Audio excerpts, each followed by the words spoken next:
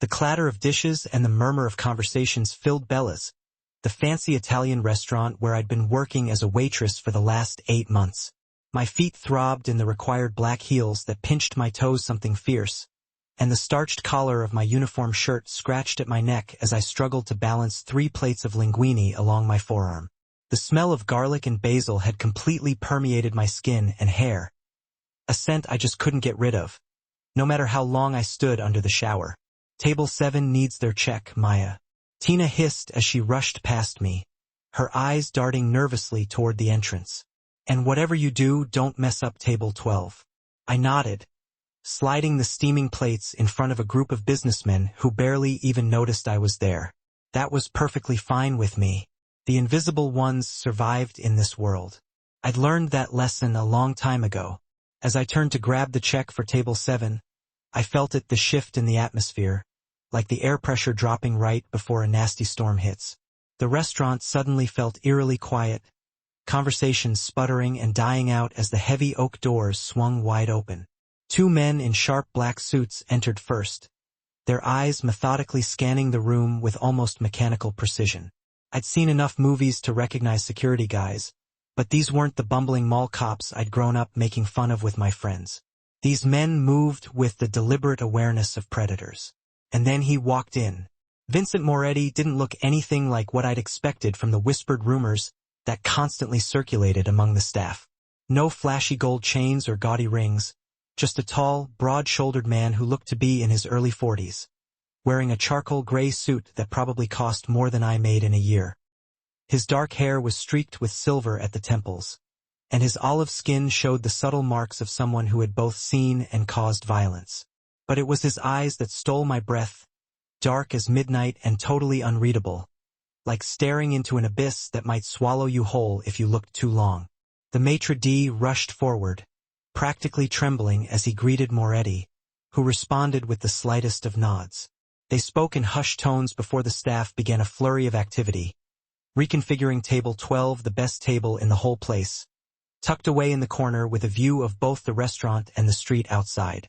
Nobody had told me exactly who Moretti was when I started working at Bella's, but I'd pieced it together from snippets of whispered conversations and the way even the owner cowered in his presence. Vincent Moretti controlled half the city's underground operations, everything from gambling to protection rackets. The kind of man whose name was spoken in whispers, if it was spoken at all.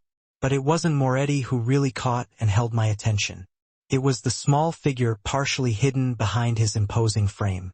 A little girl, no more than 7 years old, with shiny dark hair falling in perfect waves around a heart-shaped face. She was wearing a pressed navy blue dress with patent leather shoes, looking like she belonged in a private school brochure, not trailing behind one of the most dangerous men in the city. "Sophia, come," Moretti said, his voice surprisingly soft as he gently guided the child to the table, his hand resting lightly on her shoulder.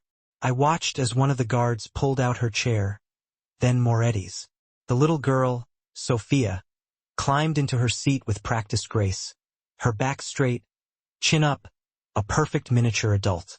But her eyes, so much like her father's in shape, but warmer in color, darted around the room with barely concealed apprehension. "Maya." My manager, Marco's urgent whisper broke my trance.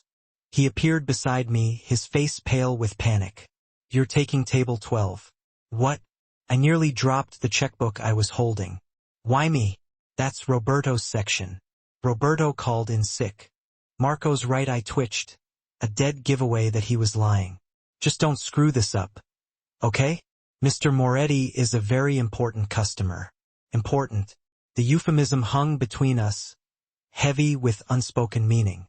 Important meant dangerous. Important meant that if I spilled water on his designer suit, I might not live long enough to regret it. "Fine," I muttered, smoothing down my apron with trembling hands.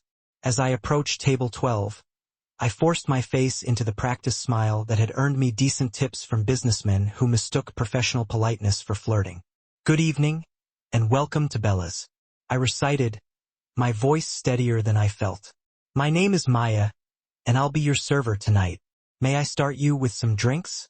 Moretti's gaze flicked up to my face, assessing me in one swift, comprehensive look that felt like being stripped completely bare. I resisted the urge to fidget under his scrutiny. "Sparkling water for myself," he said, his voice a low, measured rumble. He glanced at his daughter, who was staring down at her perfectly folded napkin. For the first time, I really noticed how the other servers were giving our table a wide berth, how the nearby diners were pointedly avoiding eye contact. Even Marco was hovering near the kitchen door, watching our interaction like someone might watch a ticking bomb. "Does your daughter want something special to drink?" I asked, surprising myself with my boldness. "We have Italian sodas in different flavors. The raspberry is my favorite." Moretti's expression remained impassive, but something flickered in his eyes. "Surprise. Maybe." "Sophia doesn't speak," he stated flatly. The little girl's shoulders hunched slightly at her father's words, and I saw her small fingers clench the edge of the tablecloth. "That's okay," I said, addressing Sophia directly, bending slightly to meet her downcast gaze. "You don't need to speak to have preferences." I didn't expect what happened next. Without even thinking about it, my hands moved in the familiar patterns I hadn't used in years, not since my cousin Ellie moved away. "Would you like raspberry, strawberry, or orange?" I signed, the movements coming back to me with surprising ease. Sophia's head snapped up, her dark eyes widening in shock. For a heartbeat, the entire restaurant seemed to fade away, and it was just us, a little girl and a waitress, connected by unexpected understanding. Then her small hands lifted, her fingers moving tentatively. "Strawberry, please." The smile that blossomed across her face was like watching the sun break through storm clouds. I smiled back, warmth spreading through my chest. "She'd like the strawberry," I told Moretti, straightening up. He stared at me with an intensity that made my skin prickle, his expression unreadable. One of his bodyguards shifted position, his hand drifting toward his jacket in a way that made my stomach clench. "Are you no sign language?" Moretti said, a statement rather than a question. I nodded, suddenly realizing that I might have overstepped some kind of boundary. My cousin was deaf. We grew up together. For several excruciating seconds, he just kept staring at me. Then, just as I was considering the quickest route to the exit, his expression softened, just a fraction. "Sparkling water and a strawberry Italian soda," he confirmed. "And we'll need a few minutes with the menu." So of course, I backed away from the table, finally exhaling the breath I hadn't even realized I was holding. As I headed toward the drink station, I felt Moretti's gaze following me, heavy as a physical touch between my shoulder blades. I returned with their drinks, setting Sophia's soda down with an extra flourish that made her eyes light up. "Thank you," she signed discreetly. "You're welcome," I replied, very aware of Moretti watching our exchange with hawkish intensity. Throughout dinner, I found myself drawn back to their table more often than was strictly necessary. Each time, I would sign something small to Sophia, a question about her food, a comment about the dessert options, and watch her face light up with the sheer joy of being understood. It was clear that very few people bothered to communicate with her directly. Most people just addressed her father, talking about her as if she wasn't even there. By the time dessert arrived, tiramisu for Moretti and gelato for Sophia, I had learned that she loved dolphins, hated broccoli, and was learning to play the piano. Simple things, childhood things that seemed so incongruous with the daughter of a man who could make people tremble with a single glance. As they prepared to leave, I brought their check, placing it discreetly beside Moretti's empty espresso cup. He withdrew a sleek leather wallet, sliding a black credit card into the folder without even glancing at the total. "Daddy, can Maya be my friend?" Sophia signed, her movements so quick and excited that I almost missed them. My heart skipped a beat as Moretti's eyes snapped to mine, his expression suddenly guarded. "I think Maya is busy with her job, Sophia," he replied, his voice gentle but firm. "Thank her for the nice service." Sophia's face fell, and my heart squeezed painfully in my chest. Before I could stop myself, I signed to her. "I'm here every Tuesday through Saturday. Come visit any time." Her answering smile was radiant, but it was Moretti's reaction that sent a chill right down my spine. a calculating look that lingered too long, assessing something I couldn't even name. As they left, Moretti paused beside me, close enough that I could smell his expensive cologne. Notes of cedar and something darker, more primal. Tuesday through Saturday. He repeated, his voice so low that only I could hear it. Not a question, but a confirmation. Then he was gone, Sophia's small hand in his bodyguards flanking them as they moved through the restaurant like royalty through a crowd of commoners. I exhaled slowly, my hands trembling as I collected their dishes. It wasn't until I was clearing the table that I saw it, the tip. 5 crisp $100 bills folded neatly under the salt shaker. Holy crap, Tina whispered, appearing beside me like a ghost. What did you do to earn that? I just stared at the money, a strange unease settling over me. I just talked to his daughter. You must be the only person in this city crazy enough to talk to Moretti's kid. She shook her head. Everyone knows to stay away from them. Why? I asked, pocketing the bills before Marco could see and try to make me share. Tina's eyes widened. Because anyone who gets close to Vincent Moretti either ends up working for him, owing him, or 6 feet under. There's no in-between. I should have heeded her warning. I should have called in sick the next evening, asked for different tables, done anything to avoid being pulled into their orbit. But when I arrived at work the following day, Marco was waiting by the time clock, his face a mask of nervous tension. Mr. Moretti has requested you personally, he said, his fingers worrying at his tie. He's bringing his daughter for dinner again. Table 12, 7 o'clock. I felt a flutter in my stomach, part excitement at seeing Sophia again, part dread at being singled out by her father. Okay, I said, trying to sound casual. No problem. But as I tied my apron and prepared for my shift, I just couldn't shake the feeling that I had inadvertently stepped into something much larger and far more dangerous than I could possibly comprehend, all because I'd made the fatal mistake of noticing a little girl that everyone else tried their very best to ignore. 7 o'clock arrived with the inevitability of an incoming tide. I found myself hovering near the entrance, adjusting and readjusting table settings that were already perfect. When the heavy oak doors swung open at precisely 7:02, my heart leaped into my throat. This time, Moretti brought 3 guards instead of 2. They entered in the same formation, scanning the restaurant with practiced efficiency before Moretti himself appeared. Sophia trailed behind him, wearing a burgundy dress with a matching headband, her small hand clutching a worn stuffed dolphin, a detail that made something twist in my chest. Despite being the daughter of one of the most feared men in the city, she was still just a child clinging to a beloved toy. Our eyes met across the restaurant, and her face lit up. She tugged on her father's sleeve, signing rapidly. Even from a distance, I could read her excitement. Maya is here. Moretti's gaze found mine, and a slight smile curved his lips, the kind that didn't quite reach his eyes. He nodded in acknowledgement as Marco led them to their table. I took a deep breath, smoothed my apron, and approached. Good evening, Mr. Moretti. I turned to Sophia with a genuine smile. Hello again. I like your dolphin. Her answering grin was dazzling. His name is Blue. Daddy got him for me at the aquarium. Sophia has been looking forward to seeing you again, Moretti said, his voice a controlled rumble that sent involuntary shivers down my spine. It seems you made quite an impression. I shifted under his scrutiny, acutely aware that his guards were watching me with the cold calculation of men assessing a potential threat. She's easy to talk to, I replied, trying to keep my voice steady. What can I get you both to drink tonight? The same as yesterday for Sophia. I'll have a glass of the Barolo. As I turned to fetch their drinks, I heard Sophia's hands moving in rapid signs. I glanced back to see Moretti shaking his head. Not tonight, Piccola, he said gently. Maybe another time. Sophia's face fell, and she clutched her dolphin tighter. When I returned with their drinks, curiosity got the better of me. What did you ask your father? I signed to Sophia while setting down her strawberry soda.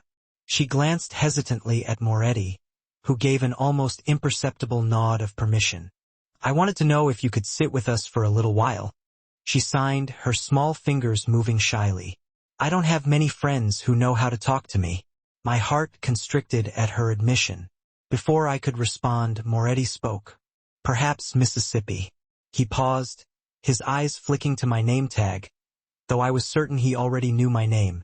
Maya could join us for a few minutes after her shift ends. It wasn't a question or even a suggestion. It was a statement of fact, the kind that brooked no argument. My mouth went dry as I realized the implied command. Refusing just didn't feel like an option. I finish at 9. I said, the words tumbling out before I could really consider their implications. Moretti nodded, satisfied. We'll be here until 9:30. Sophia usually has dessert around 9 o'clock. He lifted his wine glass in a gesture that was somehow both a dismissal and a promise. The next 2 hours passed in a blur of orders, plates, and forced smiles. I was hyper-aware of Moretti watching me as I worked, his dark eyes tracking my movements whenever I passed near their table. By the time my shift ended, my nerves were stretched taut as piano wire. I changed out of my server uniform in the employee bathroom, splashing cold water on my face and staring at my reflection in the spotty mirror. Dark circles shadowed my eyes, a testament to too many late nights picking up extra shifts just to make rent. I'd pulled my chestnut hair back into a neat ponytail for work, but now I let it fall loose around my shoulders, a small act of reclaiming myself from my waitress persona. You don't have to do this, I whispered to my reflection. Asterisk, you could just leave. Asterisk, but even as the thought formed, I knew I wouldn't. Something about Sophia's loneliness called to me, resonating with memories of my own isolated childhood. When I emerged from the back room, Marco intercepted me, his face creased with worry. Maya, what are you doing? Going to their table out of uniform? Are you crazy? He asked me to join them. I said, keeping my voice low. What was I supposed to say? No thanks, I'm busy? Marco ran a hand through his thinning hair. Listen to me. Vincent Moretti doesn't make casual invitations. If he's interested in you, there's a reason. A chill skittered down my spine. He's not interested in me. He just wants someone who can talk to his daughter. And you don't find that strange? That of all the people in the city who know sign language, you're the one serving his table twice in a row. Marco's eyes darted nervously toward Moretti's table. Just be careful. Men like him don't believe in coincidences. His words followed me like a shadow. As I made my way across the now quieter restaurant, Moretti saw me coming, his conversation with one of his guards cutting off abruptly. He stood as I approached, a gesture of old-world courtesy that seemed incongruous with what I knew of him. Maya, he said, as though testing the sound of my name on his tongue. Please join us. Sophia has been counting the minutes. The little girl was practically bouncing in her seat, her eyes bright with excitement. You came, she signed, as though she had half expected me to disappear. Of course I did. I signed back, sliding into the chair one of the guards had pulled out for me. I promised, didn't I? Sophia beamed, then launched into rapid signing, telling me all about her dolphin, her piano lessons, and a book she was reading about sea creatures. I nodded, responding when appropriate, acutely aware of Moretti observing our exchange with unwavering attention. You sign very well, he remarked during a pause in Sophia's animated storytelling. You mentioned a cousin? Yes, Ellie. We grew up together until I was 12. She was deaf from birth. I hesitated, then added. She moved away when her parents divorced. I kept practicing because, well, it felt like keeping a part of her with me. Something flickered in Moretti's eyes, a momentary softening that transformed his face, making him look almost approachable. Loyalty, an admirable quality. A server, not one I recognized from my shift, appeared with 3 desserts, tiramisu for Moretti, gelato for Sophia, and a slice of chocolate cake that was placed right in front of me. I took the liberty of ordering for you, Moretti said, noting my surprise. Sophia mentioned you told her chocolate was your favorite. I glanced at Sophia, who nodded enthusiastically. You said it yesterday when you showed me the dessert menu. She signed. Thank you, I murmured, unsettled by the realization that they had discussed me, remembered details about me I barely recalled sharing. As we ate our desserts, Moretti asked questions, casual inquiries about my life that felt anything but casual under his intense scrutiny. Where I lived, a cramped studio apartment in a neighborhood that made his jaw tighten almost imperceptibly. How long I'd worked at Bella's, where I'd grown up. I answered truthfully but vaguely, my instinct telling me to reveal as little as possible. And your family? He asked, his tone conversational but his eyes sharp. It's just me, I said, the familiar ache of loneliness twisting in my chest. My parents died in a car accident when I was 17. I've been on my own since then. Something shifted in Moretti's expression. A look I just couldn't decipher. Before he could respond, Sophia tugged on his sleeve. Can Maya come to my piano recital next week? She signed, her movements eager and hopeful. Please, Daddy. Moretti's gaze moved between his daughter's pleading face and my startled one. A slow smile spread across his features, the first genuine one I'd seen from him. Would you like to come, Maya? He asked, his voice soft, but laden with unspoken implications. It would mean the world to Sophia. I looked at the little girl, her dark eyes wide with hope, and found myself nodding before I could even consider the consequences. I'd love to. When is it? Thursday evening at 7 o'clock at the Westridge Academy of Music. Moretti reached into his jacket pocket and withdrew a business card. He flipped it over and wrote something on the back before sliding it across the table to me. My personal number, in case you have any questions. The card was heavy, cream-colored cardstock with just his name and a phone number embossed in elegant black script. The handwritten number on the back, I suspected, was one that very few people possessed. My driver will collect you at 6:30. He continued, as though my acceptance was a foregone conclusion. Text your address to that number. I can get there on my own, I said, in a feeble attempt to maintain some control over the situation. Moretti's smile didn't waver, but something hardened in his eyes. The academy is in Westridge Heights. It's not easily accessible by public transportation, and the parking is complicated. His tone made it clear that this just wasn't a point for negotiation. I swallowed my objection, nodding instead. Sophia clapped her hands together in delight, then launched into a detailed explanation of the pieces she would be playing, signing animatedly. One of Moretti's guards bent down to whisper something in his ear. His expression darkened momentarily before smoothing back into impassivity. Unfortunately, we must cut this evening short, he announced, placing his napkin beside his half-eaten tiramisu. Sophia, it's time to go. The little girl's face crumpled in disappointment, but she didn't protest, immediately sliding from her chair and gathering her dolphin. The swiftness of her compliance spoke volumes about strict discipline. I'll see you on Thursday, I assured her, signing the words as I spoke them. She brightened slightly, signing back. Promise? Promise, I replied, making the sign with deliberate emphasis. Moretti watched our exchange with an expression I couldn't read. Then he stood, buttoning his jacket with the fluid grace of a man accustomed to being observed. Until Thursday, Maya. As they left, flanked by their protective detail, I remained seated, staring at the business card between my fingers. The implications of what I just agreed to washed over me in a cold wave of realization. I was about to willingly enter Vincent Moretti's world, a world I knew only through whispered rumors and news reports carefully worded to avoid libel suits. You okay? Tina appeared beside me, her eyes wide as she stared at the retreating figures of Moretti and his entourage. What did he want? I slipped the card into my pocket. He invited me to his daughter's piano recital. Tina's face drained of color. Maya, do you have any idea what you're getting yourself into? Men like Moretti don't just invite random waitresses to family events. I'm not random, I said, the words sounding hollow even to my own ears. I can talk to Sophia. That's all this is. No, Tina said, shaking her head slowly. That's not all this is.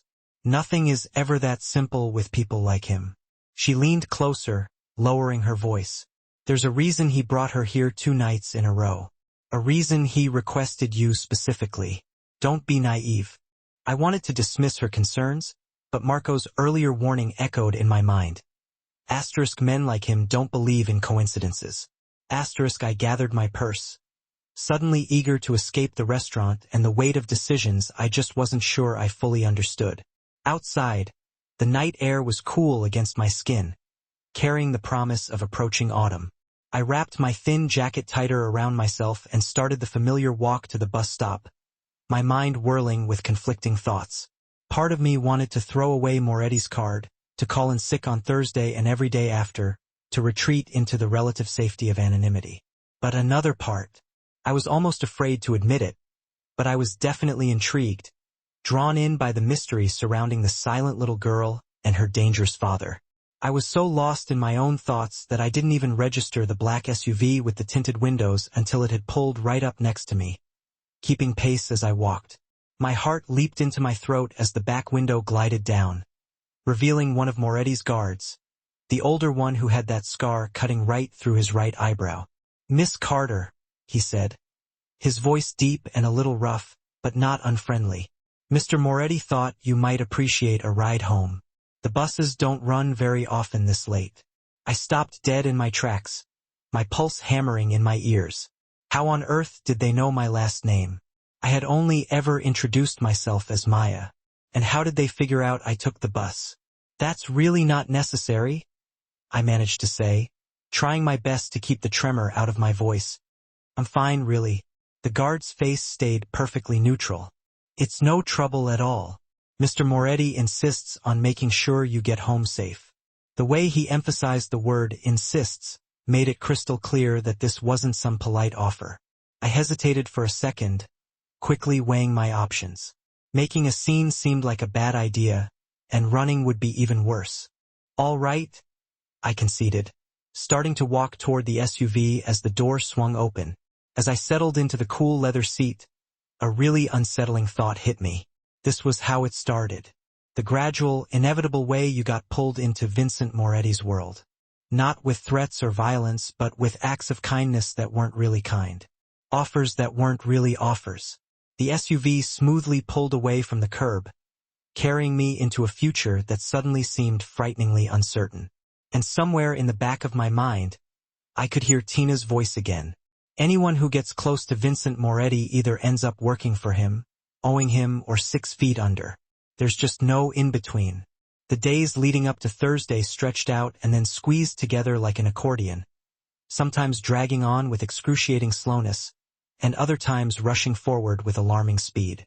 I found myself constantly watching the door whenever I was working, half expecting to see Moretti's imposing figure walk in again. But he didn't come back to the restaurant. However, he definitely made sure his presence was felt in other ways. The morning after our dinner, a package showed up at my apartment. I lived in a building that didn't have a doorman, and the mail delivery was notoriously unreliable. Yet somehow, a perfect white box tied with a silver ribbon appeared right outside my door before I left for my morning shift. Inside, there was a children's book about a dolphin and a girl who could talk to animals, along with a small note card that just said, "Sophia thought you might enjoy this." How he knew my address when I hadn't even texted it to him, yet sent a chill down my spine that no amount of coffee could chase away. The next day, it was a delivery of groceries. Not just random stuff, but exactly what I needed, including the specific brand of coffee that I always drank and the type of bread that I always bought. The delivery guy just shrugged when I asked who had sent it, and handed me a note that simply read, "You work too hard to waste time on errands. VM." By Wednesday, I was jumping at every little shadow, completely convinced that I was being watched. The logical part of my brain was telling me that I should be terrified, that I should report all of this to the police. But what would I even say? That a powerful man was sending me children's books and groceries? That his driver had offered me a ride home? They would laugh me right out of the station, if they weren't already on Moretti's payroll. Besides, a small, traitorous part of me was actually intrigued. No one had ever paid this much attention to me before. No one had ever noticed all the little details of my life, the small struggles that I dealt with every day. It was unsettling, sure, but also strangely compelling. When Thursday evening finally arrived, I found myself standing in front of my closet, agonizing over what to wear to a children's piano recital. My wardrobe mostly consisted of practical, unremarkable clothes, perfect for someone who was trying to blend into the background. Nothing that would be even remotely appropriate for Westridge Heights, which was one of the wealthiest neighborhoods in the entire city. I finally settled on a simple navy blue dress, the one that I had worn to my final foster care hearing when I officially aged out of the system. It was the most formal thing I owned, even though the hem was starting to fray a little and the fabric had faded from being washed so many times. At exactly 6:28 p.m. my phone vibrated with a text message from an unknown number. Car waiting downstairs. My heart pounding, I grabbed my purse and hurried down the 3 flights of stairs to the street. The same black SUV from Monday night was idling at the curb, gleaming like a panther against the shabby backdrop of my neighborhood.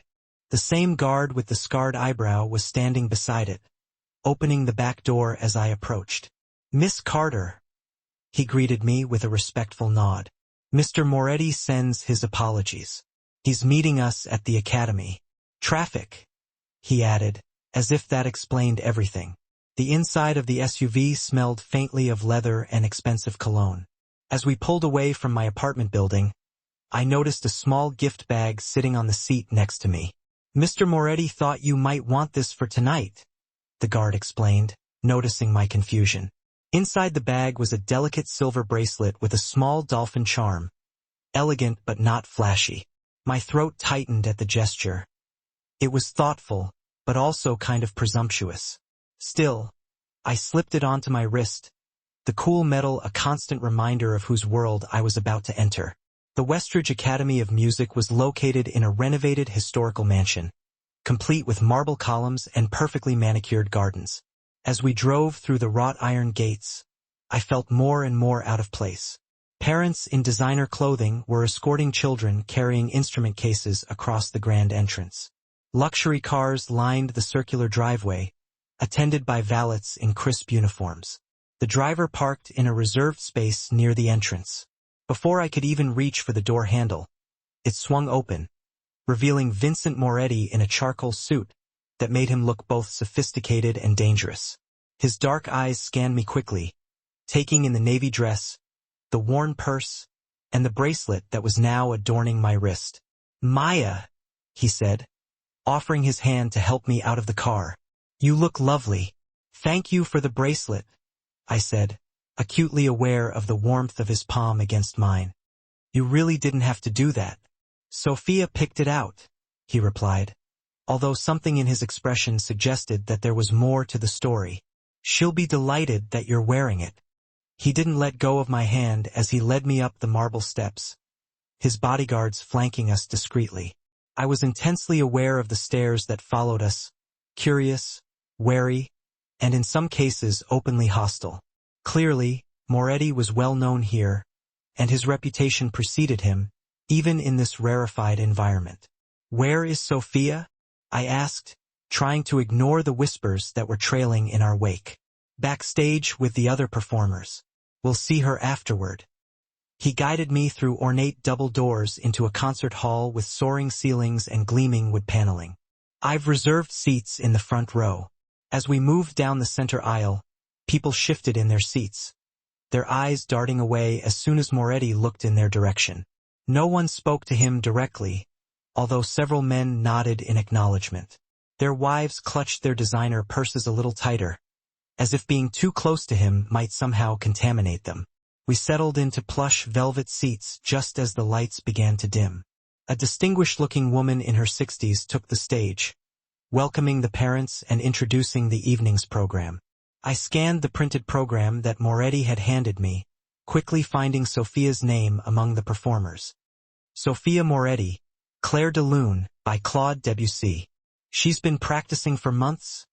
Moretti murmured, his voice close to my ear. She was determined to master it, even though her teacher suggested something a little simpler. There was unmistakable pride in his tone, a father's admiration for his child's determination.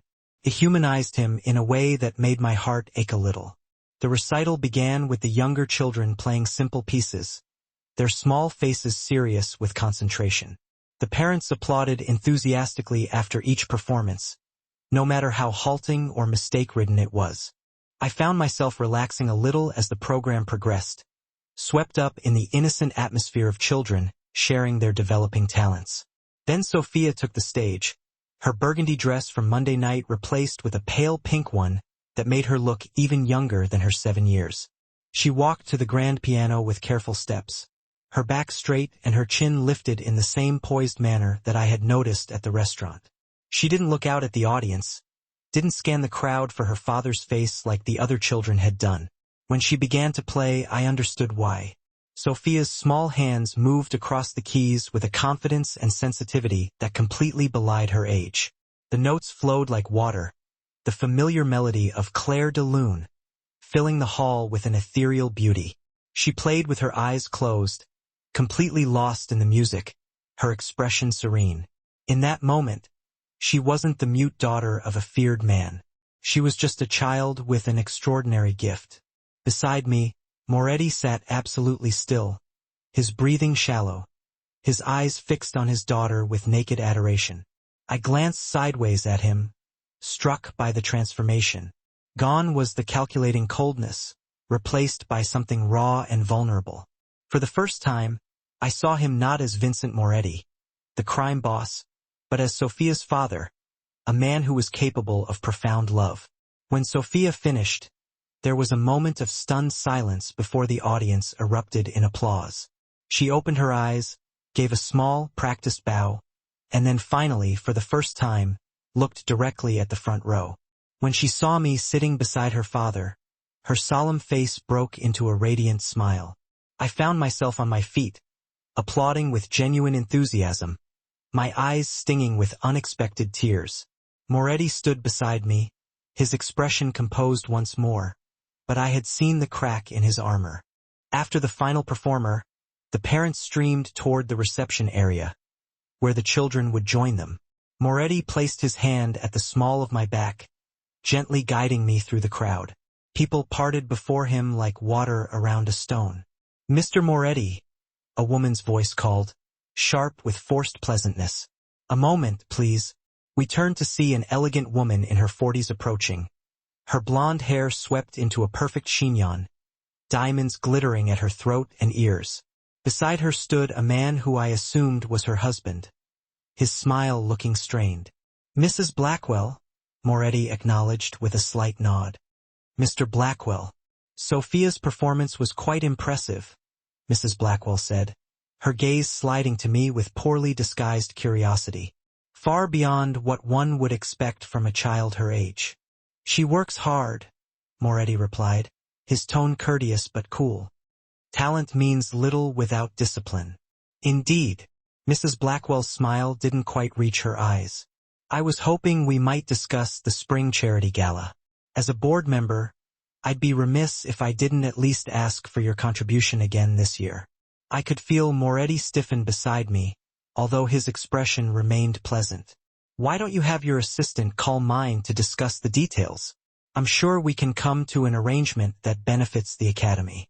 The way he emphasized the word benefits carried an undercurrent that I couldn't quite decipher.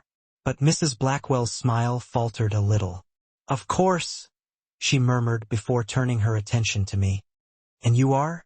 Before I could answer, Moretti's hand pressed more firmly against my back. "Maya Carter, a family friend." The lie, or was it a lie, hung in the air between us, laden with implications that I wasn't quite ready to examine.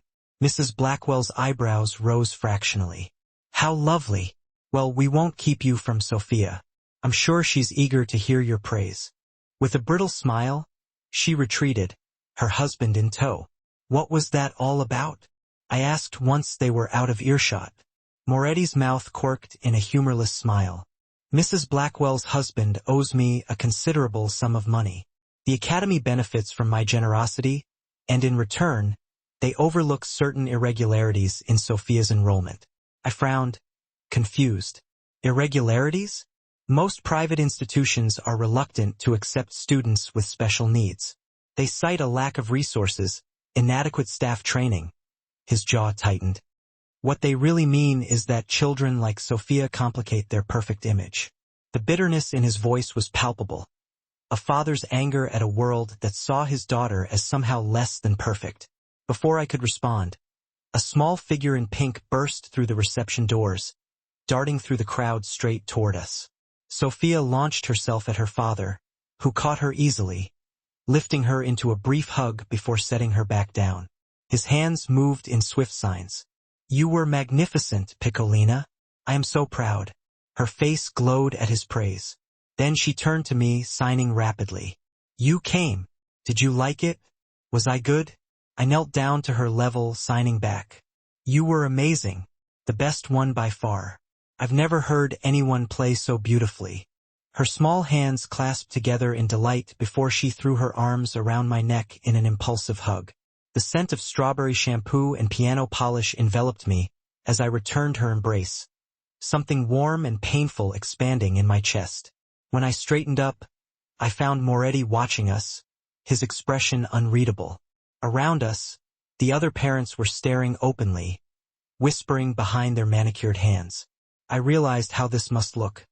Vincent Moretti, his mute daughter, and a woman who clearly didn't belong in their world, communicating in a language that few others here understood. An island of outsiders in a sea of privilege. "Sophia would like you to join us for dinner," Moretti said, his tone making it clear that this wasn't just his daughter's wish, to celebrate her performance. I hesitated, glancing at my watch. It was already 8 o'clock, and I had an early shift tomorrow. "I should probably—" "Please," Sophia signed, her dark eyes pleading. "I want to show you my house and my room and my piano." Looking into her hopeful face, I felt my resistance crumbling. One dinner. What harm could possibly come from spending one more evening in their company? "All right," I conceded. "But I can't stay too late." Sophia's answering smile was worth the flutter of anxiety in my stomach. She slipped her small hand into mine, tugging me toward the exit with childish impatience. Moretti followed, a slight smile playing at the corners of his mouth as he watched his daughter leading me away. Outside, the night air had cooled down considerably. Sophia shivered in her thin recital dress. And without even thinking about it, I slipped off my cardigan and draped it around her shoulders. The gesture felt so natural, so instinctive, like the kind of thing my mother used to do for me before the accident that took her away forever. "Thank you," Moretti said quietly as we walked toward the waiting SUV. "Most people don't. They don't really see her. They only see her condition, or they see me and what I represent. But not her." His words, spoken with rare vulnerability, caught me completely off guard. "She's easy to see," I replied honestly. "She shines." Something shifted in his gaze, a softening that seemed to transform his entire face. For a fleeting moment, I glimpsed the man that he might have been in another life, one that hadn't been shaped by whatever darkness had led him to his current path. As we settled into the SUV, Sophia nestled between us. I felt the familiar sensation of crossing a threshold into unknown territory. Only this time I wasn't being pulled. I was walking forward with open eyes, drawn by the genuine connection I felt with the silent child and the enigma of her dangerous father. The car glided smoothly through the city streets, leaving behind the familiar neighborhoods of my ordinary life. We turned onto a private road that wound its way up into the hills overlooking the city, where mansions sat far back from the road, hidden behind security gates and dense foliage. Moretti's home wasn't the ostentatious display of wealth that I had been expecting, but a tasteful Mediterranean-style villa, with warm lights glowing from within. As we passed through the security gate, manned by guards who nodded respectfully to Moretti, I caught a glimpse of extensive gardens and what appeared to be a separate guest house. "Welcome to our home," Moretti said as the SUV pulled to a stop in the circular driveway. "Sophia has been planning this evening ever since you agreed to attend her recital." Sophia bounced with excitement, practically tugging me out of the car and up the stone steps to the heavy wooden front door. It swung open before we even reached it, revealing an older woman with silver-streaked dark hair and Moretti's eyes. "Nana," Sophia signed, letting go of my hand to embrace the woman. "There's my star," the woman replied in Italian-accented English, hugging Sophia tightly before looking up at me with undisguised curiosity. "And this must be Maya." I blinked in surprise. You know my name? The woman's smile was warm but also assessing. Sophia has spoken of little else for days. I'm Elena Moretti, Vincent's mother. Welcome to our home. Before I could respond, Sophia was pulling at my hand again, eager to show me her domain. I glanced back at Moretti, who nodded his permission. Go ahead. Dinner won't be ready for another half hour. My mother will call you when it's time. Led by an enthusiastic 7-year-old, I was given a whirlwind tour of the Moretti home, or at least the parts of it that were deemed appropriate for visitors. The house was elegant but also comfortable, filled with art and books rather than flashy displays of wealth. Sophia's room was like a child's paradise, with bookshelves overflowing with stories, a small piano tucked in one corner, and an elaborate dollhouse that she proudly told me her father had built himself.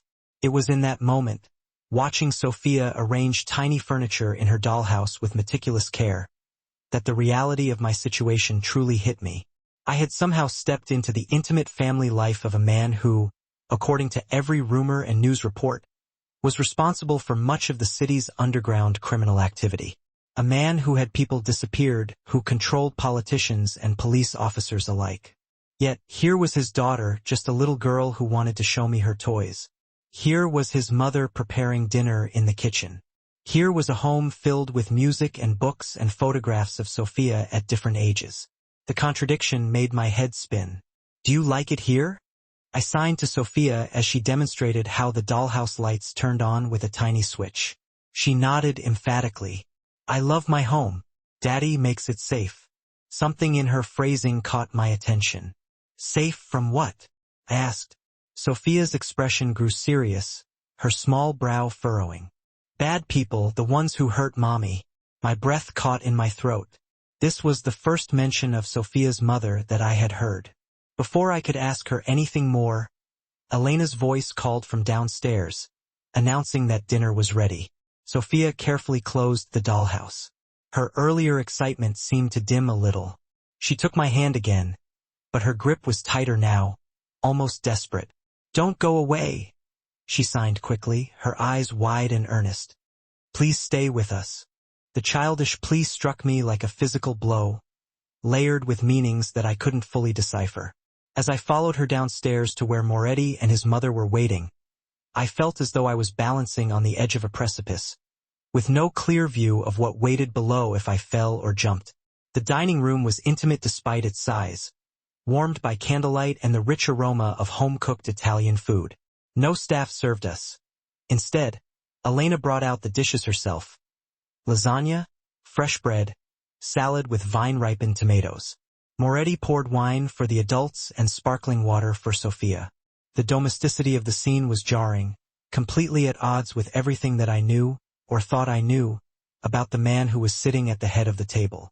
Sophia sat beside me, occasionally signing comments about the food or asking me questions. I noticed that both Moretti and Elena signed as they spoke, a family adaptation that allowed Sophia to follow all of the conversations. It was touching and also telling. Maya, Elena said as she served me a second helping of lasagna that I hadn't requested but was too intimidated to refuse. Vincent tells me that you learned sign language for your cousin. Yes, I replied, acutely aware of Moretti watching me from across the table. We grew up together until I was 12. And after that? Elena pressed, her direct gaze reminding me of her sons. You kept practicing? I shifted uncomfortably. I didn't really have anyone to practice with, but I studied on my own. Books, online videos. It just felt important not to lose it. As if you knew that someday you would need it again, she observed, her tone suggesting layers of meaning that I couldn't quite grasp. Before I could respond, Moretti intervened. Mother, he said, with a gentle warning in his voice. Elena smiled, patting his hand. Forgive an old woman's curiosity. Tell Maya about your science project, Tesoro. The conversation shifted to safer ground as Sophia enthusiastically began signing about her study of dolphin communication. I participated, asking questions and offering encouragement, but my mind kept drifting back to Elena's strange comment and to Sophia's earlier revelation about her mother. After dinner, Sophia begged me to let her show me the garden before I left. Moretti nodded his permission, and soon I found myself following Sophia's dancing figure through a landscaped paradise that was lit by subtle ground lighting. The scent of jasmine hung heavy in the night air, mingling with the fragrance of roses and the distant salty tang of the ocean far below the hillside property. Sophia led me to a stone bench beside a small fountain. "This was Mommy's favorite place," she signed, her expression looking solemn in the moonlight. My heart thumped painfully. "Your mother," I signed carefully. "Where is she now?" Sophia's small face grew still. "In heaven. Bad men hurt her when I was 3. Her hands faltered a little, but then she continued. "Daddy doesn't like to talk about it." "I'm so sorry," I whispered aloud, the inadequacy of the words burning in my throat. She nodded, accepting my sympathy with a child's directness. "After Mommy died, I stopped talking." The words got stuck inside. Her hands formed each sign with deliberate care. "The doctors say I can talk, but something in my head won't let me. Selective mutism. I had read about it once. It was a psychological condition that was often triggered by trauma. My heart broke for the little girl sitting beside me, who had witnessed something that no child should ever have to see. "It's okay not to talk," I signed. "Your hands speak beautifully." Her smile was small but genuine. "Daddy learned signing for me, Nana too, but nobody else tries." She looked down, her fingers twisting nervously in her lap. "The other kids think I'm weird." "Kids can be mean when they don't understand something," I replied, remembering my own childhood isolation after my parents' death and the way my foster siblings had either pitied or resented me. "Did they think you were weird, too?" Sophia asked, her perception startling me. I hesitated for a moment, and then nodded. "Sometimes. After my parents died, I moved around a lot. It was hard to make friends." "But you're not alone anymore," she signed with childish certainty. "You have us now." The simple declaration left me completely speechless. Before I could even formulate a response, a shadow fell across the bench. I looked up and saw Moretti standing just a few. Across the lawn, only a few feet away, Vincent Moretti's face was shadowed, his expression impossible to decipher in the fading light. "It's getting late, Sophia," he said, his voice soft and coaxing. "Time for bed. You have school tomorrow." Sophia, ever the charmer, gave a slight pout, but to her credit, she didn't argue, gracefully sliding off the bench. "Good night, Maya," she signed with a flourish. "Will you come back soon?" The question hung in the air between us, a hopeful expectation shimmering around it. I glanced at Moretti, uncertain how to respond without overstepping. "You are welcome any time," he interjected, his voice a low, steady rumble. Sophia would like that very much. But it wasn't only Sophia's desires he was expressing. I sensed an underlying current in his tone, a subtle suggestion that my presence was also something he personally wanted. "Good night, Sophia," I signed back, returning her warm sentiment. "Your playing was beautiful. I'm very proud of you." Her face lit up like a Christmas tree, and she wrapped her arms around my waist in a tight, fierce hug before bounding over to her father. Moretti bent down to kiss the top of her head, murmuring something in rapid Italian that made her giggle. She signed something back that was too quick for me to catch, then skipped toward the house, where Elena stood waiting patiently at the terrace doors. Once we were alone again, Moretti sat back down on the bench beside me, leaving a respectful, comfortable distance between us. For several quiet moments, we both listened to the peaceful, gentle splash of the fountain, letting the sounds of the evening envelop us. "She told you about her mother," he finally said, breaking the silence. It wasn't a question, but a statement, a confirmation of something he already knew. I simply nodded in response. "Not much," I added softly. "Just that. Bad men hurt her." Moretti's jaw tightened visibly, a muscle flickering in his cheek as he fought to maintain his composure. Isabella was shopping with Sophia downtown, in the middle of the afternoon. They were followed after leaving a toy store.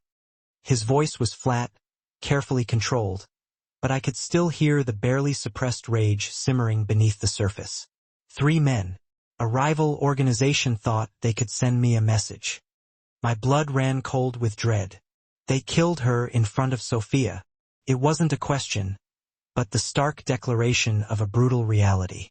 No, he said, his voice barely a whisper. His hands curled into tight fists on his thighs, knuckles white with the force of his grip. Isabella saw them coming. She hid Sophia in a display cabinet, told her not to make a sound, no matter what she heard. He drew a ragged breath, struggling to maintain his composure. My daughter watched through the slats as they took her mother. She didn't make a sound. Not then and not since.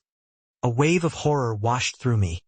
An icy tide of understanding the depth of Sophia's trauma. Did you find them?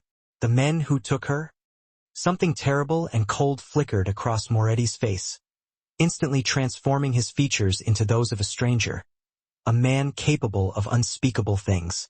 Yes, he said, the single word laden with unspoken meaning. A promise fulfilled. A vengeance so complete it didn't require any further elaboration. I shivered involuntarily, not from the chill of the night air, but from the stark reminder of exactly who it was that sat beside me on that stone bench. I failed to protect them, he continued after a long moment, his voice softer now, tinged with a deep regret. I thought my name alone would be shield enough. I was wrong. The vulnerability in his admission caught me completely off guard. This wasn't the calculated display of a man trying to garner sympathy, but the raw, honest confession of a husband and father still deeply haunted by his greatest failure. It's why we live here now, he added, gesturing to the high walls surrounding the property. The formidable security I'd noticed at every entrance. Why Sophia has guards at her school. Why she rarely goes to public places. A gilded cage, I murmured softly. His gaze snapped to mine, sharp with surprise at my insight. Yes, but a necessary one. And you? I asked, the question slipping out before I could reconsider its implications. Is it your cage too? Something shifted in his expression. A softening, a flicker of recognition. Perceptive, he said quietly, his eyes searching mine. Yes, Maya. In many ways, it is. The choices I've made, the path I've walked. There's no turning back. There's always a choice, I countered, thinking of my own life. The crossroads I'd faced after my parents' death. The harder path I'd chosen, rather than following friends into drugs and petty crime. Moretti studied me intently, his dark eyes reflecting the moonlight. Is that what you believe? That we always have a choice? I believe we have more choices than we sometimes allow ourselves to see, I replied, meeting his gaze. He smiled then, a genuine smile that completely transformed his face, erasing years of hardness and revealing a glimpse of the man he might have been. You are not what I expected, Maya Carter, he said, a hint of amusement in his voice. What did you expect? I challenged him, curious. Someone easily intimidated. Someone who would see only what I wanted them to see. He leaned slightly closer, his voice dropping to a low, intimate murmur. Instead, I find myself sitting in my garden with a waitress who sees too much and fears too little. My pulse quickened at his proximity, at the subtle undercurrent in his words. I wouldn't say I don't feel fear, I admitted, choosing my words carefully. I just don't always let it make my decisions for me. A rare quality, he said, his gaze traveling over my face, lingering on my lips in a way that sent a jolt of heat cascading through my veins. And an attractive one. The moments stretched between us, pregnant with possibility. Part of me, the rational, self-preserving part, screamed to pull back, to maintain a safe distance from this undeniably dangerous man. But another part, a part one barely recognized within myself, wanted to lean into that danger, to discover what lay hidden beneath his carefully controlled exterior. Before either impulse could fully take hold, the terrace doors opened abruptly, spilling light onto the garden path. Elena stood silhouetted in the doorway. Vincent, she called out, her voice carrying across the night air. Sophia is asking for you. She won't sleep until you say good night. The spell broken, Moretti straightened, immediately putting a more comfortable distance between us. "I should take you home," he said, his voice once again composed, businesslike. "It's late." The drive back to my apartment was quiet, the silence between us charged with unspoken words and lingering emotions. Moretti sat beside me in the back of the SUV, close enough that I could feel the heat radiating from his body, smell the subtle, expensive cologne that had become familiar over the past week. His bodyguards occupied the front seats, their presence a constant reminder of the world he inhabited, a world of power and danger. As we neared my neighborhood, the stark contrast between his life and mine grew more apparent. The clean, affluent streets gave way to graffiti-marked buildings and shuttered storefronts. Moretti's expression remained impassive, but I saw his gaze taking in every detail, assessing potential threats with the ingrained instinct of a man accustomed to danger. When the SUV finally pulled up in front of my building, I fully expected him to remain in the car, sending one of his guards to escort me to the door. Instead, he surprised me by stepping out himself, coming around to open my door before his security could even move. "I'll see Miss Carter to her apartment," he told them, his tone brooking no argument. The lead guard, the one with the distinctive scarred eyebrow, looked visibly unhappy, but he simply nodded in acknowledgement. "We'll wait here, sir." My apartment building had no elevator, just 3 flights of narrow, dimly lit stairs that I climbed daily without a second thought. Now, with Vincent Moretti following closely behind me, each step felt deliberate, the silence between us heavy with unspoken potential. At my door, I fumbled nervously with my keys, suddenly self-conscious in a way I hadn't been even in his intimidating home. This was my space, my sanctuary, humble as it was. Having him here felt like worlds colliding, 2 vastly different realities briefly overlapping. "Thank you for coming tonight," he said as I finally managed to unlock the door. "It meant everything to Sophia." "I enjoyed it," I replied honestly, meeting his gaze. "She's an incredible child." He nodded, a hint of paternal pride evident in his expression. "She is." I hesitated, one hand resting on the doorknob, unsure of how to proceed. Common courtesy dictated that I should invite him in, but nothing about our interaction fell under the realm of common anything. "Would you like to come in?" I asked finally, gesturing to my small apartment. "It's not much, but I could make coffee." Moretti's eyes held mine for a long, drawn-out moment, as if he was carefully weighing his options. "Another time, perhaps," he said, his voice low and even. "Tonight, I need to get back to Sophia." I nodded, relieved and disappointed in almost equal measure. "Maya," he said, stepping closer, subtly invading my personal space with the unwavering confidence of a man unaccustomed to being denied. "There are things you should know about me, about why you're here." My heart skipped a beat. "What do you mean, why I'm here?" His expression turned serious, intent. "Do you believe in coincidence? That of all the restaurants in this city, I would just happen to choose the one where you work? That of all the waitresses there, you would just happen to be the one to serve us?" A wave of cold spread through my chest, a chilling realization dawning. "You knew I could sign before you came to Bella's." It wasn't a question, but a statement of fact, and he answered it without hesitation. "Yes." "How?" I asked, my voice barely a whisper. He hesitated for a moment, then seemed to come to a decision. 3 months ago, I began searching for someone who could communicate with Sophia, someone who might truly connect with her. The specialists, the tutors, they were qualified, certainly, but they didn't see her. They just saw a job, a paycheck. His jaw tightened with barely suppressed anger. "I have resources. I had people looking for candidates with the right skills, the right character." "You had me investigated," I said, the realization hitting me like a cold stone in my stomach. "Yes," he admitted, offering no apology, making no attempt to soften the harshness of the admission. "I know about your parents' accident when you were 17, your time in foster care, your cousin Ellie, your scholarship to community college that you had to abandon when your last foster family moved away." Each revelation was like a physical blow, stripping away layers of my carefully guarded privacy. My history, my vulnerabilities, laid bare for this man's scrutiny without my knowledge or consent.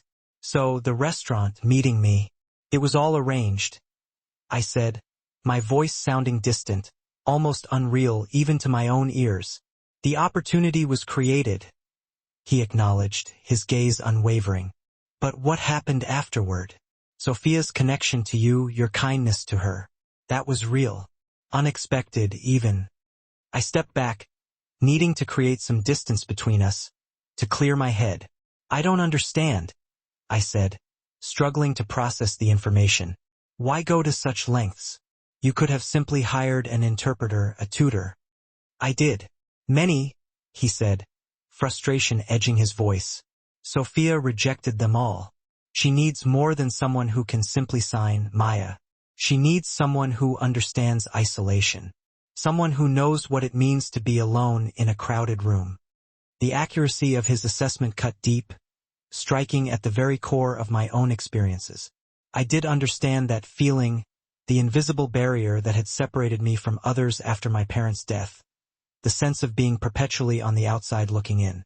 So I'm what? An employee? Project? The thought left a bitter taste in my mouth. No, he said, moving closer again, eliminating the distance I'd created.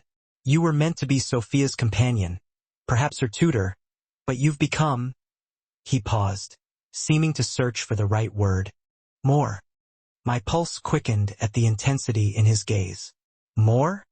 I repeated softly, testing the word on my tongue. His hand came up, his fingers brushing my cheek with surprising gentleness.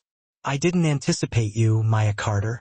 The way you stand your ground, the way you see beyond surfaces. His voice dropped even lower, becoming a husky whisper. The way you make me want things I haven't wanted in a very long time. The air between us seemed to crackle with a palpable electricity, a tangible energy that drew me in despite my better judgment. I should have been angry at his manipulation, at his calculated orchestration of our meeting.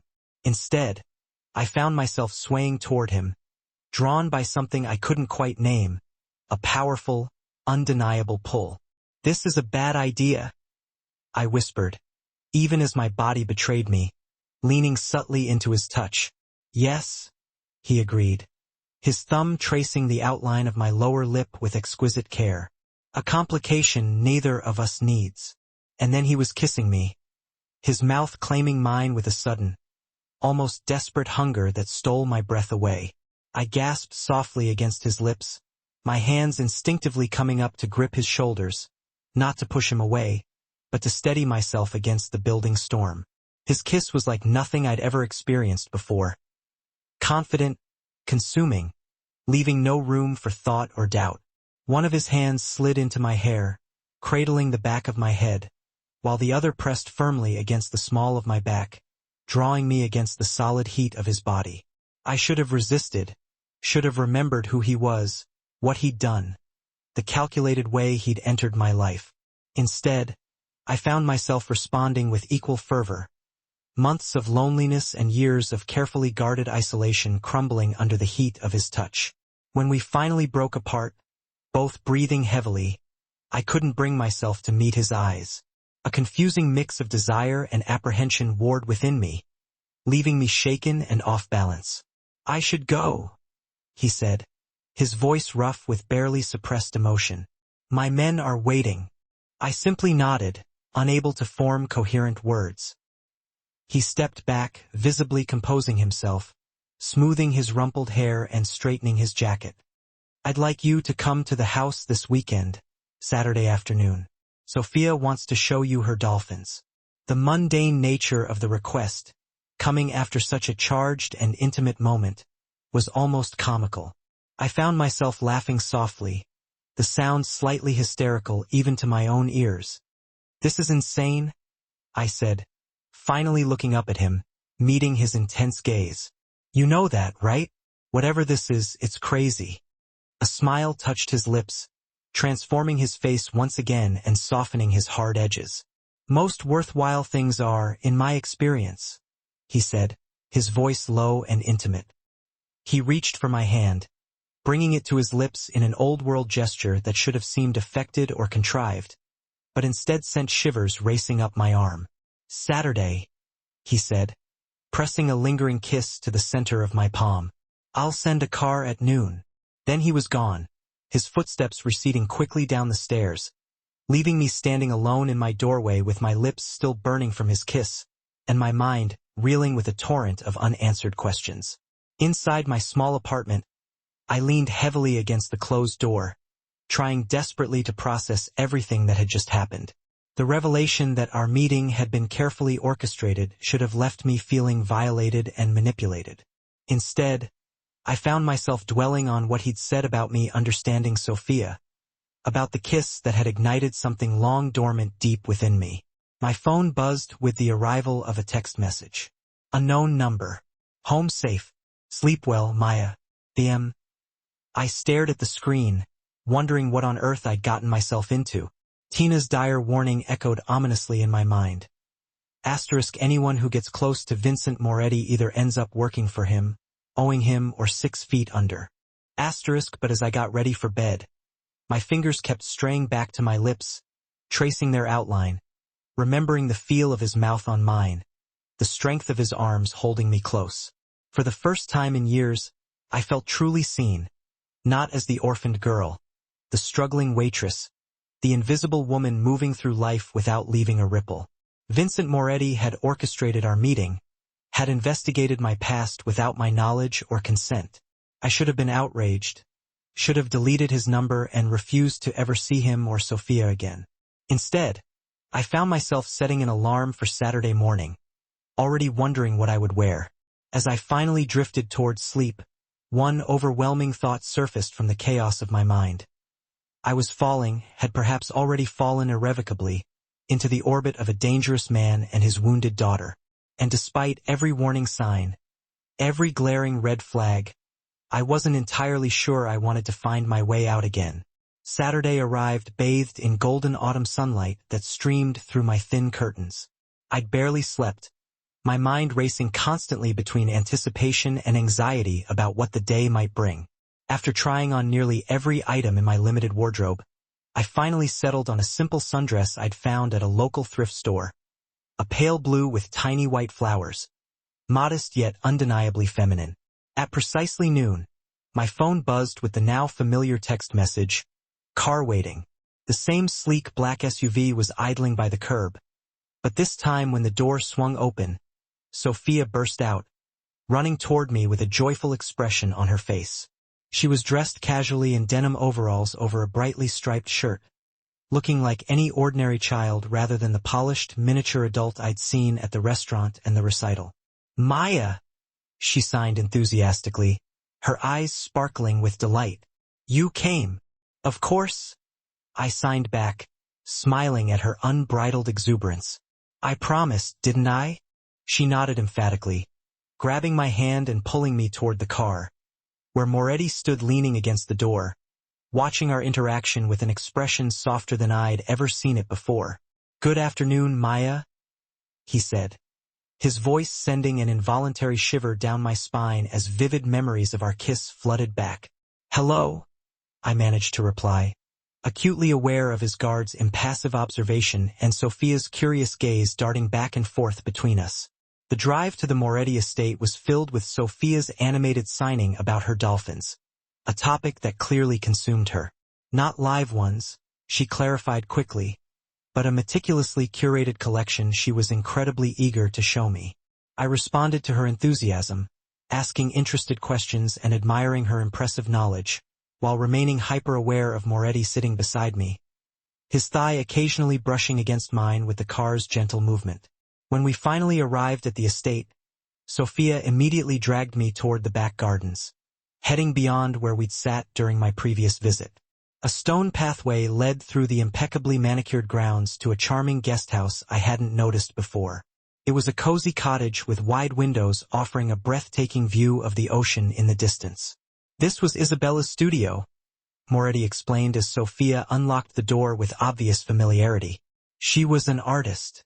Now Sophia uses it for her own projects." The interior of the studio was sun-drenched and airy, filled with natural light. The walls were lined with built-in shelves that housed hundreds of dolphin figures, crafted from glass, ceramic, wood, and fabric, all arranged by size and material with meticulous precision. Impressive, I said, genuinely amazed by the sheer scale and variety of the collection. How long have you been collecting them? Since Mommy went to heaven, Sophia signed, her expression momentarily clouding over with sadness. Dolphins were her favorite, too. She proceeded to show me her most treasured pieces, explaining where each one came from and who had given it to her. Many were gifts from her father, who apparently made it a point to bring back a dolphin figurine from every business trip he took. As Sophia rummaged through a drawer, searching for her sketchbook, Moretti stepped closer to me, lowering his voice. About Thursday night. We don't have to talk about it, I interrupted quickly, suddenly afraid of what he might say, of where the conversation might lead. He studied me intently for a long moment, his eyes searching mine. Perhaps not, he said finally, his voice soft. But I don't regret it. Before I could formulate a response, Sophia reappeared, proudly holding up her sketchbook, effectively saving me from having to reply. She eagerly showed me her drawings of dolphins, surprisingly skilled for a child her age, explaining that she wanted to become a marine biologist when she grew up. We spent the rest of the afternoon in the sunlit studio, with Sophia teaching me the subtle differences between various dolphin species, while Moretti watched from a comfortable chair in the corner, occasionally adding a comment or answering a question, but mostly content to simply observe our interaction.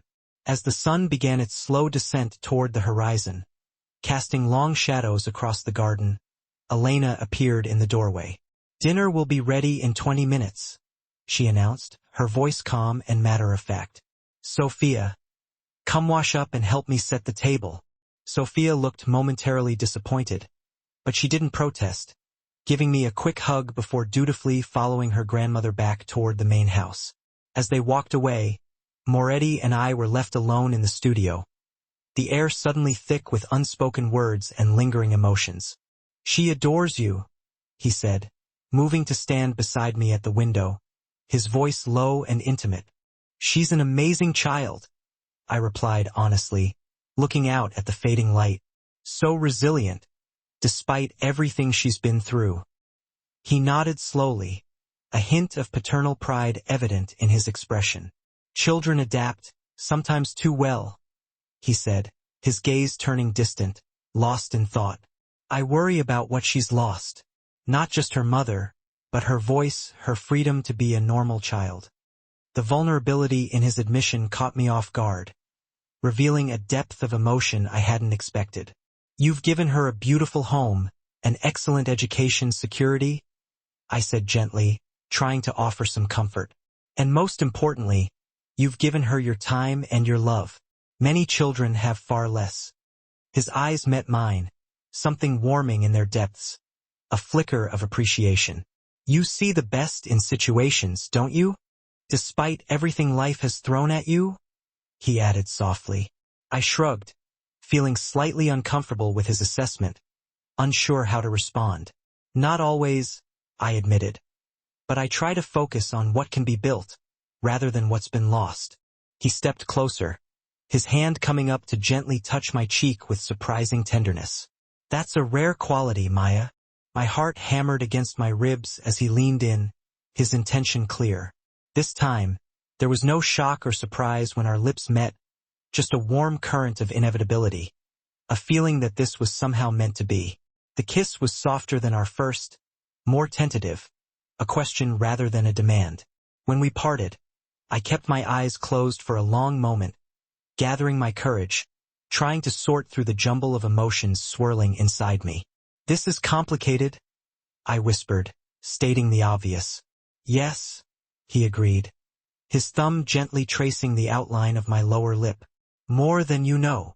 "Then help me understand," I said, finally meeting his intense gaze directly. "Who am I to you, Vincent? Sophia's tutor? A curiosity? A distraction?" Something shifted in his expression, a flicker of surprise, perhaps at my directness. "You were meant to be just Sophia's companion," he admitted, his voice low and honest. "Someone who could reach her in ways that others couldn't. But now. His hands framed my face. His eyes filled with an intensity that made my heart race. Now you're a complication I didn't anticipate, but find I cannot walk away from. Before I could respond, his phone buzzed urgently. He checked it quickly, his expression hardening instantly. We need to go to the house now, he said tersely, already turning toward the door. The sudden and dramatic shift in his demeanor sent a jolt of alarm racing through me. What's wrong? Security breach, he said abruptly, already moving swiftly toward the door. Stay close to me. Fear clenched my stomach as I followed him across the garden, my senses on high alert. 2 guards met us halfway, their hands inside their jackets in a way that left little doubt they were armed. Where's Sophia? Moretti demanded, his voice carrying the sharp, commanding edge I remembered from our first meeting at Bella's. With your mother in the safe room, sir. One of the guards replied, his tone professional and efficient. The perimeter alert was triggered at the southeast corner.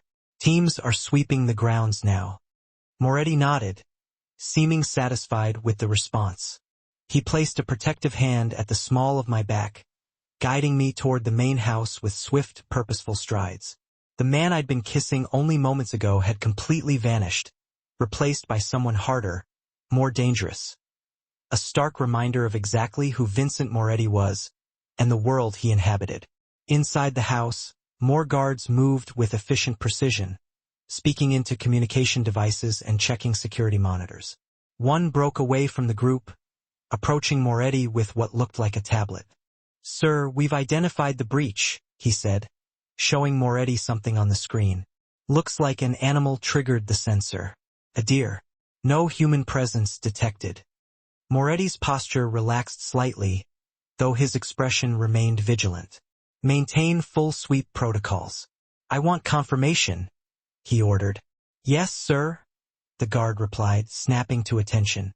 He turned to me, his face softening fractionally. Everything's fine, he said, his hand finding mine and squeezing it gently. Just a false alarm. This happens occasionally. Better to overreact than underreact. I nodded, still shaken by the sudden and dramatic transformation I'd witnessed. The almost instantaneous shift from lover to protector. This was the reality of his world, the constant vigilance, the ever-present threat of danger. Not just the trappings of paranoia, but necessary precautions for a man with very real enemies. Where are Sophia and Elena? I asked, trying to keep my voice steady, projecting a calm I didn't feel. In the safe room. They'll come out when we get the all clear, he explained, then hesitated for a moment before adding, would you like to see it? Might be good for you to know where it is just in case. The implication that I might someday need such knowledge in the future sent a chill through me, but I nodded. Yes, I said, trying to sound calm. I think that would be wise. He led me through the house to what appeared to be a normal bookcase in his study. At his touch, a hidden panel revealed a keypad, where he entered a complex code. The bookcase then slid smoothly aside, revealing a solid steel door with another keypad and what looked like a retinal scanner. State-of-the-art, he explained matter-of-factly, as he completed the various security protocols. Bulletproof, signal-proof, with its own air supply and enough provisions for 3 people to last for a week. The heavy door swung open to reveal a surprisingly comfortable room, about the size of my entire apartment. Elena sat calmly in an armchair reading, while Sophia was curled up on a small couch with a tablet, apparently watching a movie. Both of them looked up as we entered. Daddy, Sophia signed, jumping up from the couch. Was it bad guys? Just a deer piccolola, Moretti assured her, kneeling down to her level and stroking her hair. Nothing to worry about. She nodded solemnly, seeming to accept his explanation without question, then noticed me standing in the doorway. Maya, come see my special room. As Sophia proudly showed me around the safe room, pointing out the small bathroom, the neatly stocked food supplies, and the various games and books to help pass the time. The stark reality of her life hit me with renewed force. This child lived in a world where safe rooms were considered necessary, where elaborate security protocols were as routine as bedtime stories. A gilded. It was a cage, certainly, but one constructed from the very elements of authentic peril. Once the signal indicating everything was safe and secure was given, we resumed our dinner as if absolutely nothing out of the ordinary had occurred. Elena served up her expertly crafted, homemade lasagna. Sophia, ever the conversationalist, chattered away about her beloved dolphins, and Moretti slipped back into his practiced role of the attentive and gracious host. Despite the surface normalcy, though, something fundamental had undeniably shifted within the dynamic. It was as if a veil, previously obscuring my vision, had been delicately lifted, affording me a significantly clearer and more comprehensive view of the reality I was steadily stepping into. Following dinner, while Sophia happily accompanied Elena to get ready for bed, Moretti extended an invitation for me to join him in his study for a drink. The room was undeniably masculine in its design and decor, but it avoided any hint of ostentation or excessive display. It was lined with books that, notably, showed clear signs of having been genuinely read and appreciated, rather than merely arranged for decorative purposes to impress visitors. A chess set was positioned on a small table near the window, and the arrangement of the pieces suggested a game was currently in progress mid-match. He proceeded to pour 2 glasses of a richly colored, amber liquid from an elegant crystal decanter, offering one to me with a polite gesture before indicating a comfortable leather armchair. I took a seat, taking a tentative sip of the drink, which turned out to be an exceptionally smooth and refined scotch. "You're thinking," he observed perceptively, settling into the chair directly opposite mine. "I can practically hear the gears turning in your mind." I met his gaze directly, without hesitation. Today was illuminating. "The security incident," he clarified, nodding slightly. "It frightened you?" "Not exactly," I responded, choosing my words with deliberate care and precision. "It clarified things. Reminded me, in a rather stark manner, of who you are and what your life inherently entails." A shadow momentarily crossed his features, betraying a flicker of something unreadable. "And now you're reconsidering." "I'm being realistic," I countered, maintaining my composure. "Vincent, I'm a waitress who struggles to make rent each month. You're—" I gestured vaguely, attempting to encompass the full scope of his world. "A criminal," he finished, his tone flat and devoid of any particular emotion. "You can say it, Maya. I am acutely aware of what I am." I didn't deny it, as there was no point in doing so. "There's an entire world that separates us, Vincent. One I'm not entirely sure I belong in, or even want to belong in. Here you are, though." His voice softened considerably, taking on a husky quality that sent a shiver down my spine. "And I find that I desperately want you to stay." The sheer intensity emanating from his gaze sent a sudden surge of heat coursing through my veins.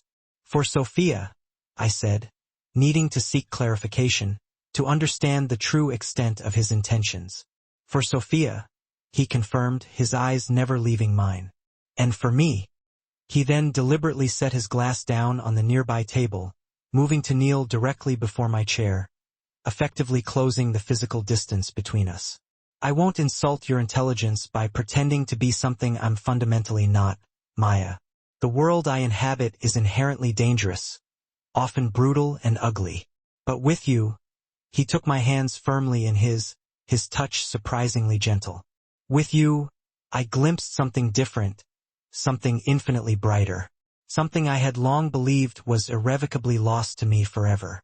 My heart skipped a beat, reacting to the raw and unfiltered emotion conveyed in his voice. "This is happening so fast," I whispered, feeling a bit overwhelmed by the rapid pace of events. "Some things don't necessarily require time," he replied, his gaze unwavering. "They simply require recognition." His phone buzzed insistently once again, and a flash of evident frustration crossed his face as he glanced down to check the notification. "I need to take this," he said reluctantly, his tone apologetic. "It's business that simply can't wait, unfortunately. Will you stay? There's something truly important that I need to discuss with you at length." I nodded in agreement, and he stepped out of the room, closing the heavy study door softly behind him, leaving me alone with my thoughts. I moved towards the window, gazing out at the expansive garden, now illuminated by the bright security lights positioned strategically around the perimeter. The stark contrast between the inherent beauty of this place and the palpable danger that necessitated its extensive fortifications perfectly mirrored the internal contradiction of the man himself, capable of displaying tender affection towards his daughter, while simultaneously capable of enacting cold and calculated violence towards his enemies. The door behind me then opened once again, but when I turned to look, it wasn't Moretti who entered the room. Instead, it was Elena, and her expression was notably grave and serious. "He'll be a while," she said, closing the door quietly and carefully. "Those calls often take a significant amount of time." She moved to stand beside me at the window, her profile, strikingly similar to that of her son's, outlined against the darkness that lay beyond the glass. "You care for him," she observed, her tone gentle but probing. "And for Sophia?" It wasn't phrased as a question, but I felt compelled to answer nonetheless. "Yes, more than I probably should, perhaps. Love doesn't adhere to shoulds, my dear." A sad smile touched her lips as she spoke. "If it did, I would have strongly advised my son against marrying Isabella, knowing full well the inherent dangers that constantly shadowed his life." My breath caught slightly in my throat. "Did you?" "No," she replied, shaking her head softly, "because I saw with my own eyes how she fundamentally transformed him, brought a much-needed light into the pervasive darkness." She then turned to face me fully, her gaze intense and unwavering. "As you are beginning to do." I shook my head in disbelief, feeling completely overwhelmed by the implications of her words. "I barely know him. Sometimes the heart recognizes what the mind has not yet fully processed or understood," she countered wisely. She then placed a gentle and reassuring hand on my arm. "But you should be fully aware of what you're choosing, Maya. My son's world is most certainly not for the faint of heart. I'm beginning to understand that." She nodded slowly, seemingly satisfied with my response. "Good, because he's going to offer you a choice tonight, and whatever you decide will irrevocably change both of your lives, forever altering the course of your respective futures." Before I could formulate a question to ask about what she meant by that statement, the door opened once again. Vincent entered, his expression now resolute and determined, as if he had come to an important and far-reaching decision. Elena kissed her son's cheek affectionately, murmured something softly in Italian, and then gracefully left us alone once again. Vincent crossed the room to where I stood, taking both of my hands firmly in his. "Maya," he began, his voice steady and surprisingly gentle. "I want you in our lives, in Sophia's life, and in mine, not as an employee or a tutor, but as—" He hesitated slightly, seemingly searching for the most appropriate words to express his feelings. "As part of our family." My heart began to pound in my chest. "Vincent, let me finish, please," he said, squeezing my hands gently. "I know this is happening incredibly fast. I know that my world is complicated, dangerous even, but I haven't felt this way since Isabella and Sophia. She needs you in her life. We both do."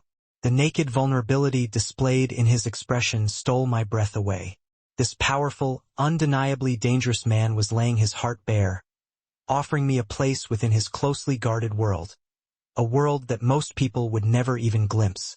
"I'm not asking for any promises at this point," he continued, his voice softening. "Just a chance. Stay with us here in the guest house, if that makes you more comfortable. Get to know us truly. Let us get to know you as well. See if what I genuinely believe is growing between us is actually real." I stood at the very precipice of a life-altering decision, a pivotal moment that would forever shape my future. Behind me lay the relative safety and predictability of my ordinary existence, an existence that was undeniably lonely, but relatively uncomplicated. Before me stretched a future filled with both peril and profound possibility, a future entwined with a man whose dark and dangerous world was illuminated by his unwavering love for his daughter, and potentially, for me as well. "Yes," I whispered, the single word escaping my lips before conscious thought could properly intervene. "I'll stay." His face instantly transformed, radiating a joy so profound and complete that it momentarily erased all traces of hardness, all indications of danger, leaving only the man beneath the carefully constructed exterior. He pulled me into his arms, his kiss a seal upon our tentative agreement, a promise of all that might potentially come to pass between us.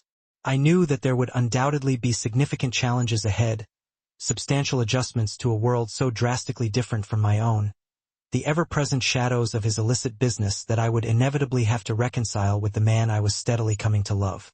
But as I stood securely within the circle of his embrace, with Sophia sleeping peacefully upstairs, I felt something that I hadn't genuinely experienced since the tragic loss of my parents. The deep and comforting sense of belonging, of finally coming home. For this complex and compelling man, and for his quiet, remarkably perceptive daughter, I would bravely face whatever storms lay ahead. Together, we would forge something entirely new from the shattered and broken pieces of our respective pasts. A family built not on the arbitrary constraints of blood relation, but on the conscious and deliberate choice to be together, on the mutual recognition of kindred spirits who had somehow managed to find each other against all conceivable odds.